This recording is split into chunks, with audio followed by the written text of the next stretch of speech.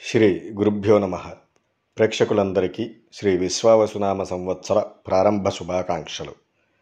వృశ్చిక రాశి వారి ఫలితాలను చూసినట్లయితే విశాఖ 4వ పాదానికి, అనురాధ 1, 2, 4 పాదములకు, జ్యేష్ఠ నక్షత్రము 1, 2, 3, 4 పాదములకు రాశి వృశ్చిక రాశి అగుచున్నది. వృశ్చిక రాశి వారికి ఆదాయము 2, వ్యయము 14, రాజపూజ్యము 5, అవమానము 2గా సూచిస్తుంది.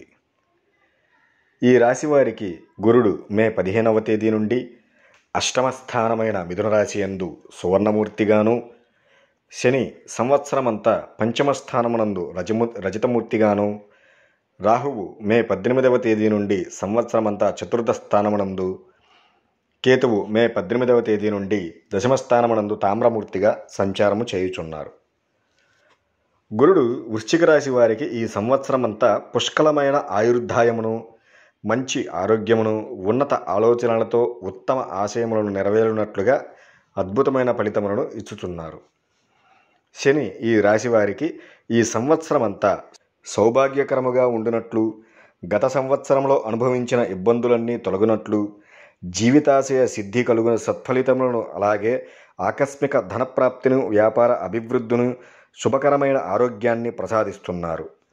ఈ రాశివారికి కొన్ని అవరోధాలు ఎదురవుతాయి. తదుపరి బాగా కలిసి వస్తుంది. ఉద్యోగస్తులకు ఉన్న ఉద్యోగం నుండి వేరొక ఉద్యోగానికి మారడం జరుగుతుంది. ఆ మధ్యకాలంలో కొన్ని ఇబ్బందులు ఎదుర్కోవలసి వస్తుంది. ఉద్యోగస్తులకు అధికారులతో సమస్యలు ఏర్పడతాయి. వాటిని తమ మనోధైర్యంతో తెలివిగా ప్రవర్తించి చక్కదిద్దుకోవలసి ఉంటుంది. ఎంతో కష్టపడితే తప్ప ప్రమోషన్స్ కలిగే అవకాశం లేదు. ఈ రాశివారికి కోర్టుకు సంబంధించిన ప్రతిబంధకాలు ఎదురవుతాయి. అక్టోబర్ నెలలో ఈ రాశివారికి అదృష్టం బాగా కలిసి వస్తుంది. విదేశీ ప్రయాణాలు అనుకూలిస్తాయి. అలాగే సంతానం గురించి కొంతమేర ఆందోళన ఉంటుంది.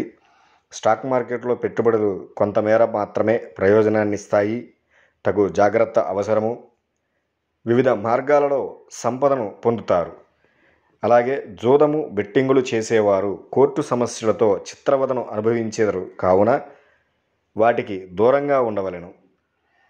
ప్రతి విషయాన్ని లోతైన అధ్యయనం చేయవలసి ఉంటుంది.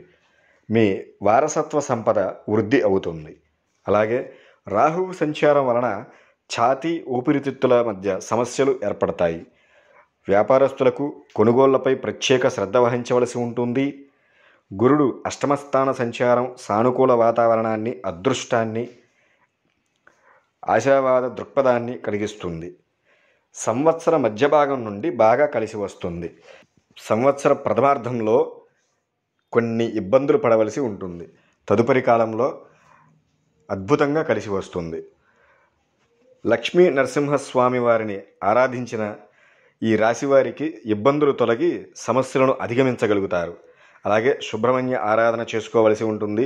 ప్రతిరోజు దక్షిణామూర్తి స్తోత్రం పఠించాలి. ఈ పరిహారాలతో రాబోవు ఇబ్బందులను తొలగించుకోవచ్చు. ఇవి వృశ్చిక రాశి వారి ఫలితాలు. ఓం నమః శివాయ.